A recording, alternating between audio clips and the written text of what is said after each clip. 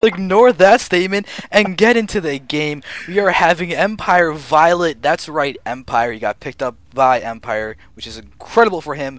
The purple Zerg on the right going against the red Zerg on the left. Mr. Sleep, the Zerg on the left on GSL Bel'Shir Beach.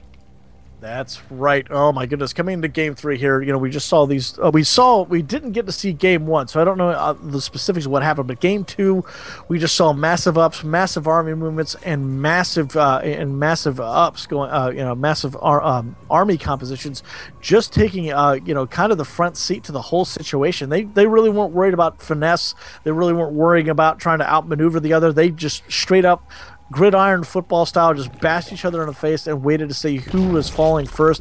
And unfortunately, viOLet did lose out on that because Sleep had the last minute clutch ups that really won him that last and final decision with those infestors doing the chain fungals.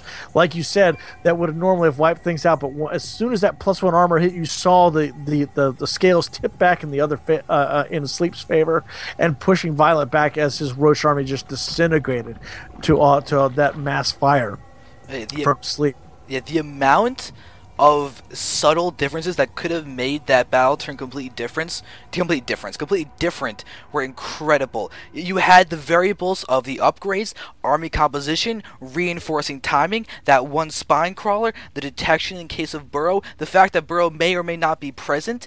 You can go ahead and add on the fact of army positioning, the concave strength, the size of the concave, the packedness of the units. I literally just said 10 different things that could have changed the way that battle could have gone. The chaos theory of StarCraft.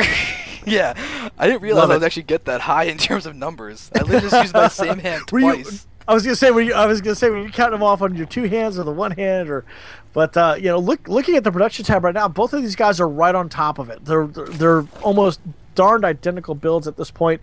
It looks like it does look like though that viOLet is going to jump ahead just by a mere fraction of a second for that Zergling speed. So. And he's making six Zerglings and 4 made by Sleep at this point. So it's going to get interesting to see how they're going to use these little advantages in their favor, or if they're going to use them at all, if they're just going to continue to do what they're doing now. Just have that good defense up and ready in case their opponent tries to do something weird and wonky. But last time we saw them try to outmaneuver things, Sleep kind of use that to his advantage. Every time viOLet would come in, he just went ahead and took another expansion, took another up, tried to force viOLet to set the tone, and Sleep, all he had to do was just sit back and wait for it all to hit. And that is one huge advantage of playing kind of a defensive structure to the whole thing, is that you can just react to what your opponent's doing, and all you have to do is just hold the line. And the more your opponent has to drag himself across the map, the longer it's going to take for him to reinforce. The more reinforcements you'll have, the more pushback you'll have, and the more ability you'll have to counterattack. Yeah. All right, are you ready for a surprise, considering that these players have basically been mirroring their build order the entire time? Surprise me. We actually are seeing Sleep up 3 drones. So what? That is amazing. Yeah, Sleep has actually weaseled out 3 additional drones on top of viOLet. Even food counts, he's slightly behind in terms of lings. He's waiting for more lings to be produced before he can actually get close to evening it out. But as far as this goes, he's going to play defensively, and we're going to see that viOLet's going to have a little bit of an opportunity before those drones can actually kick in. But now we're seeing a big engagement. Those queens are rapidly decreasing their health, but we are having one. If that gets targeted down, that'll be big, but both are... What? Wow, one survives with 3 health, the other survives with just 25, and they're going to take out this Overlord. Almost supply blocking viOLet. Wow, that right there was amazing defense there on Sleep's part. But now another round, if they can try to knock this out here just a little bit. Oh, what queen? Oh, that's big. Did they get the other one?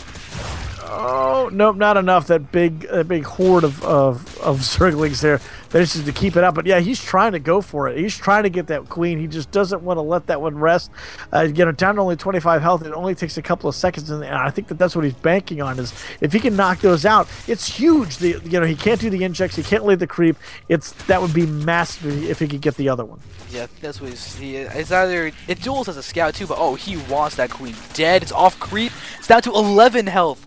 Oh! God, and now look at the food count. 37 to 27. I would say that those couple extra drones may have kicked in a little bit. I think so, and now we're going to see Violet trying to go in yet again. This time being met by a swarm of banelings. I was going to say banshees.